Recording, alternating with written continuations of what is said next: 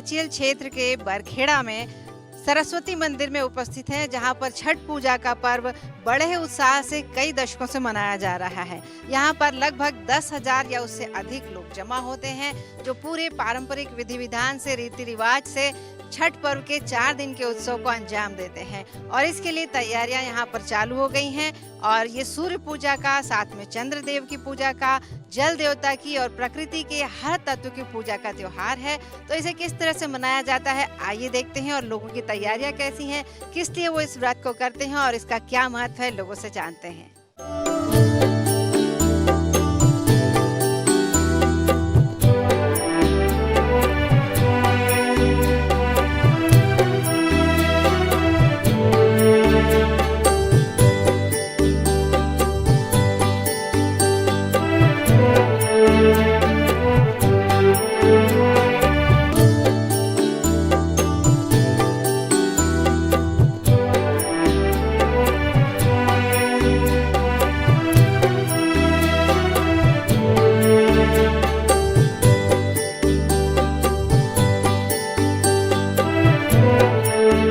हम हैं सरस्वती मंदिर के छठ घाट पर और हमारे साथ हैं प्रज्ञा, जो अपने लिए घाट बना रही हैं। तो उनसे पूछते हैं कि ये घाट क्यों बनाया जाता है छठ के अवसर पर।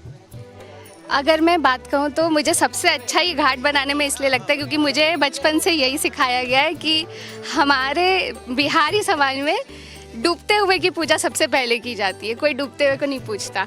इसीलिए ये घाट बनाया जाता है ताकि हम सबसे पहले डूबते हुए सूर्य भगवान को अर्घ दे सके और उनको प्रणाम कर सके कि वही जीवन में सब कुछ चला रहे हैं। अगर वो नहीं होंगे तो पृथ्वी पे कुछ भी संभव नहीं है। तो इसीलिए हम लोग ये सूर्य भगवान की पूजा करते हैं। इसीलिए घाट बनाया जा रहा है कि शाम को सूर्य भगवान को अर्घ देंगे और फिर सुबह उगते हुए सूरज भगवान को अर्घ देंगे। तो ये जो घाट है, ये किस लिए बनाया जाता है और किस तरह से बनाया जाता है, थोड़ा सा बताएं। ये घाट बनाया जाता है ताकि हम यहाँ पर जो छठी मैया है हमारी, उनको पहले सूर्य भगवान को जो अर्घ देंगे तो डूबते हुए सूरज को यहाँ देख के अर्घ दिया जाएगा। तो यहाँ पे पूरा कलसा वगैरह रखाएगा, उनको पूरी पूजा की जाएगी। तो यहाँ पर ये जो बना रहे हैं हम, यहाँ पर अपना दिया रखने के लिए खासकर बनाते हैं कि अपना जो भी सामान रहेगा हमारा सब इधर आजू बाजू रहेगा, सब लोग यहीं पर बैठेंगे और सब लोग यहाँ पर पूजा करेंगे। इसको जो बनाया जाता है सबको अपनी अपनी जगह दी जाती है, हमारा पूरा समाज इधर इकट्ठा किया जाता है। और साथ ही साथ हम लोग यहाँ पर पूरा मिट्टी के साथ, जो हम लोग यहाँ पे घाट की जो मिट्टी है उससे अपना ये बनाते हैं। यहीं पे पूरा हम लोग पूरा पूजा का सामान बनाएंगे और फिर यहीं से पूजा की जाएगी। और पूरा लीपते हैं गोबर के साथ, अच्छे से पूरी मिट्टी के साथ, ये जो मिट्टी रहती है। और ज़मीन से जुड़ने का एक सबसे बड़ा पर्व है जो हमारे ही समाज में किया जाता है सबसे ज़्यादा। हाँ, तो छठ पर्व का आपके लिए क्या महत्व है, क्यों रखा जाता है ये व्रत, किस लिए, थोड़ा सा बताएं। मेरे को तो उतना पता नहीं है, लेकिन जितना मुझे पता है, मुझे बचपन से यही सिखाया गया है कि कभी कोई डूबते हुए को, कोई नीचे गिर रहा होगा तो उसे कोई नहीं देखता, कोई नहीं पूछता है। और हमारा ऐसा समाज है कि सबसे पहले डूबते हुए को पूछेंगे और फिर उगते हुए को पूछेंगे।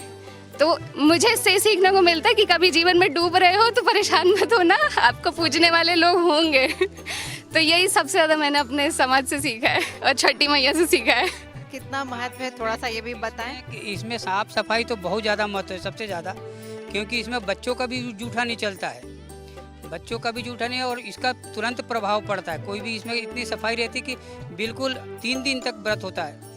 3 दिन तक आपको मतलब अपने तन और मन को शुद्ध करना पड़ता है। तन मन को शुद्ध करने के बाद ये व्रत किया जाता है और ये निर्जला व्रत होता है। पहले दिन जो होता है इसमें पूड़ी, पराठा और लौकी की सब्जी खाते, दूसरे दिन खीर खाया जाता है और तीसरे दिन पूरा ही उपवास रखा जाता है और चौथे दिन उसका पारण होता है। और मैं व्रत रख रही हूँ करीब 35 साल से जी, जब से शादी हुई तब से, और मेरे को बहुत लाभ हुआ। मेरे बच्चे हुए, मेरे पति की नौकरी लगा, मेरे बच्चों को नौकरी लगा, मेरी बहू आई, मेरे पोते हुआ। और इसका हम लोग बहुत महत्व है। इसको हम लोग श्रद्धा से करते हैं। इसको नीराजली 3 दिन व्रत रखते हैं और इसको बहुत हम लोग श्रद्धा से करते हैं। बहुत हमको लाभ हुआ है। छठी मैया सबको दुआ दे, सबको संपत्ति दे, सबको अच्छे से रखे और खूब बढ़िया। नियम तो बहुत अच्छे हैं, मतलब नियम से आपको क्या बताएं, नमक नहीं छूते हैं, पर्पली 3 दिन के व्रत रखते हैं, सब चीज़ के पालन करते हैं और अच्छे से बिस्तर नहीं लेते हैं, बस एक बेडशीट डाल के नीचे सोते हैं 2 दिन तक। गेहूँ सुखाना, उसका आटा बनाना है, उसको वो ठेकुआ बोलते हैं, ठेकुआ बनाते हैं। और ये देवकी जो थी, पंचाली जो थी, उनकी सासू माँ जो थी, वो सूरजपुत्र से मांगी थी, बेपति के उनका व्रत हुआ, इसलिए वो व्रत वो रखी थी। वो ये है इसका लाभ है, ये नियम कि वो रखी थी हैं। उनको नाम भले अभी जल्दबाजी में याद नहीं है, लेकिन उसी से उनका बेपति के वरदान मांगी थी सूरज भगवान से, इसलिए उनको बच्चा हुआ।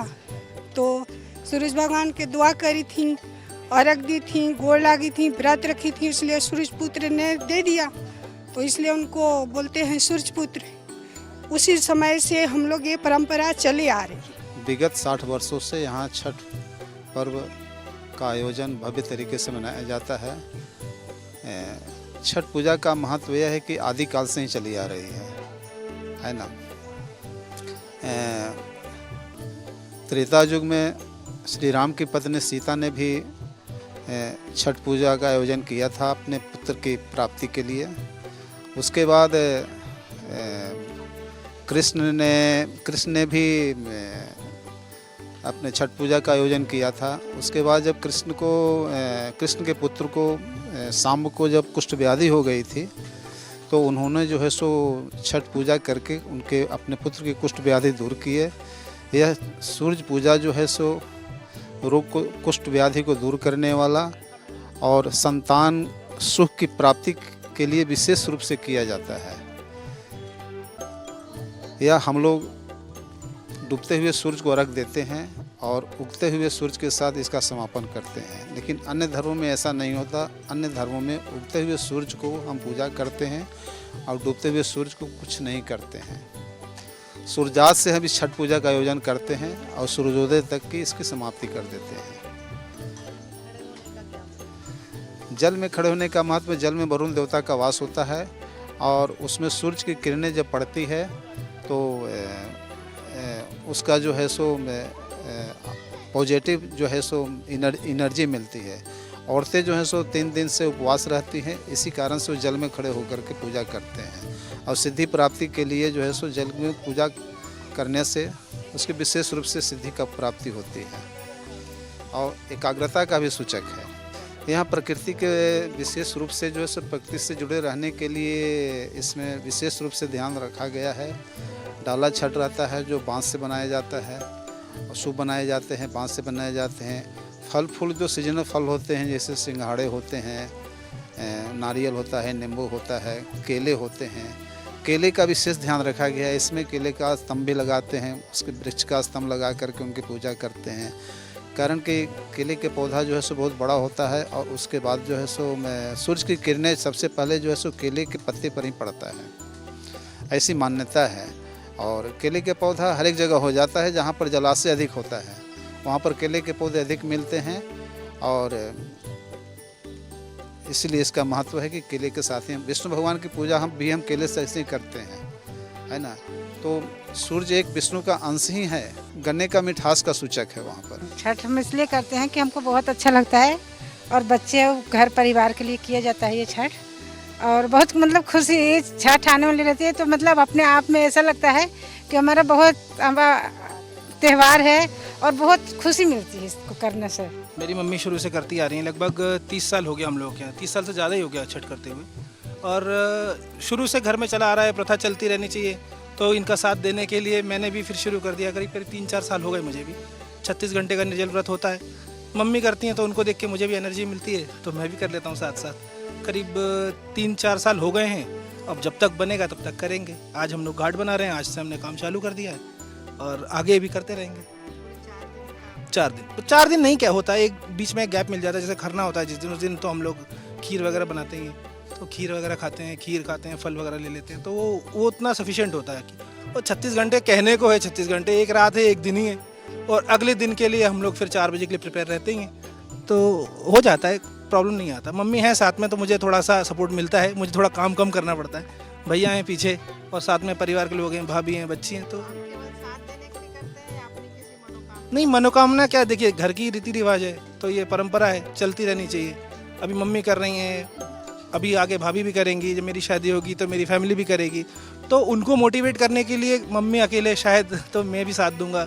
तो मुझे देख के हो सकता है मेरी भतीजी है वो बड़ी होगी, देखेगी कि चाचू कर रहे हैं तो फिर वो भी साथ देगी। चलता रहेगा, सभी लोग करेंगे। ज़रूरी है, परंपरा है, घर की रीति रिवाज वो ख़त्म नहीं होनी चाहिए ना।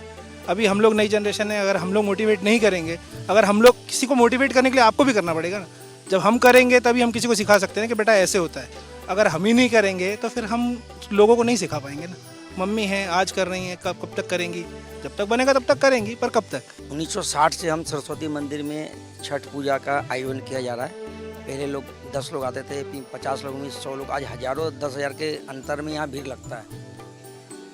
छठ पूजा में हम लोग यहाँ पे बिहार से गायक आ रहे हैं, आकाश मिश्रा, चंदन तिवारी, सुर संग्राम महुआ चैनल का एक्टर है लोग। उसके बाद में यहाँ दूध बंटवाया जाता है, फ्री में चाय, 10,000 आदमी, 20,000 जितना था चाय फ्री में यहाँ पे। और आप देख रहे लाइनिंग दे करके हर छठ पर्वतिन को कोई दिक्कत ना हो, पैर ना किसी में लगे, चलिए हम लोग लाइनिंग का व्यवस्था करते हैं, जो अपने को किसी को छठ में दिक्कत ना हो, हमारी माँ बहनों को कोई दिक्कत ना हो। हमारे देखे नहीं, आप लोग को देखे नहीं, ये सभा में कितने पब्लिक लोग आए हुए हैं। हम लोग 60 से हर साल भीड़ यहाँ बढ़ते ही जा रहा है, कम होने का नाम नहीं है।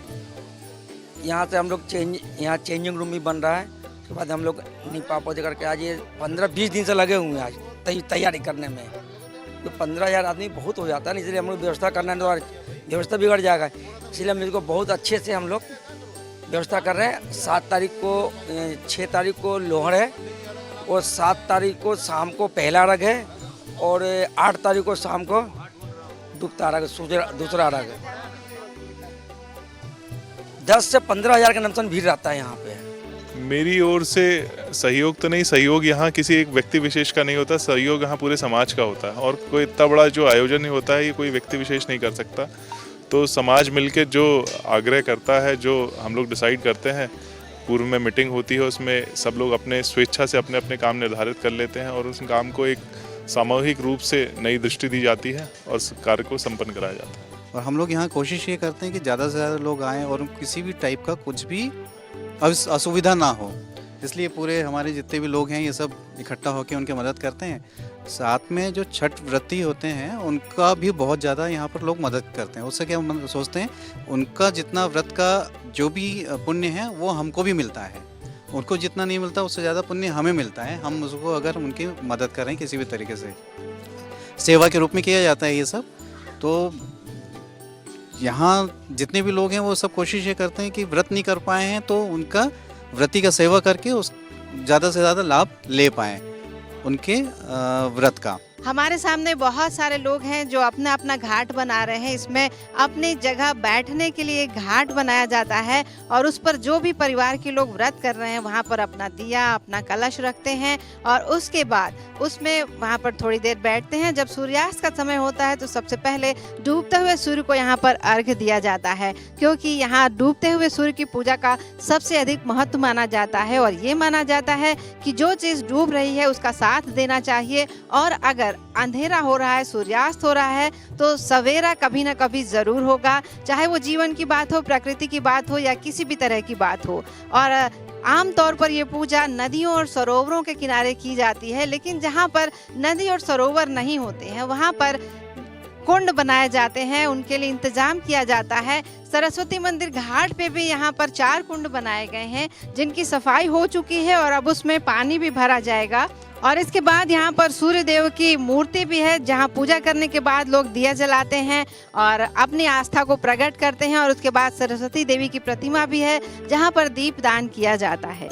तो हम प्रकृति के इस पर्व को बड़े उत्साह के साथ मनाते हैं और इसमें सफाई और स्वच्छता का सबसे अधिक महत्व है। आप देख रहे हैं कि यहाँ घाट पर लोगों ने अपनी अपनी नियत जगह पर बड़ी सफाई की है, उसको गोबर से लीपा है और गोबर उपलब्ध नहीं है तो मिट्टी से लीपा गया है। उसके बाद सुंदर सुंदर घाट बनाए गए हैं जिन्हें जो गोल मिट्टी की संरचना बनाई जाती है इसे घाट कहा जाता है। और यहाँ पर रंगोली लगाकर ये भी लिख दिया गया है कि ये किसका घाट है, किस परिवार का घाट है।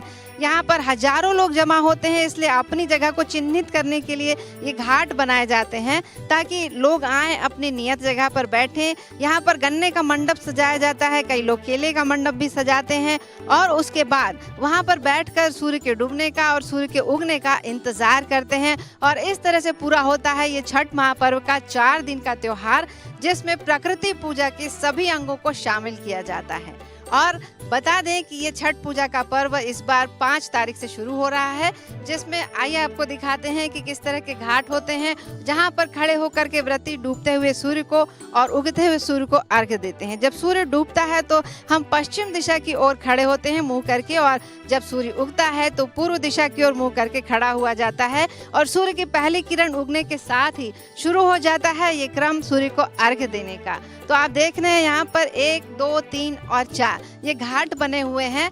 यहाँ पर खड़े होकर पानी में व्रती महिलाएं अर्घ्य देती हैं सूर्य को, और सूर्य को अर्घ्य देने का बहुत महत्व है। अपने आंचल में वे सूप या परात रखती हैं और उसमें अपनी कामनाओं के जो प्रकृति के जितने भी अंश हैं, मतलब फल फूल पत्ती, उन सब को रखकर नारियल, श्रीफल, मेवे, मिष्ठान, मसाले सभी चीज़ें उसमें शामिल होती हैं, उनको रख करके सूर्य देव को अर्पण किया जाता है। और व्रत के समय जब हम सूर्य देव को अर्घ्य देते हैं तो उन्हें दूध और जल का दान करना बहुत ही महत्व का काम माना जाता है। और व्रत करने वालों की सेवा करना, उनको चाय देना, उनको पानी देना, उनकी मदद करना बहुत ही पुण्य का काम समझा जाता है और माना जाता है कि इससे सभी प्रकार की मनोकामनाएं पूरी होती हैं। तो प्रकृति पूजा के साथ साथ मनोकामनाओं का ये पर्व है, और इस पर्व में हम छठी मैया की पूजा करते हैं जो सूर्य देव की मानस पुत्री, ब्रह्मा जी की मानस पुत्री मानी जाती हैं और सूर्य देव की बहन मानी जाती हैं।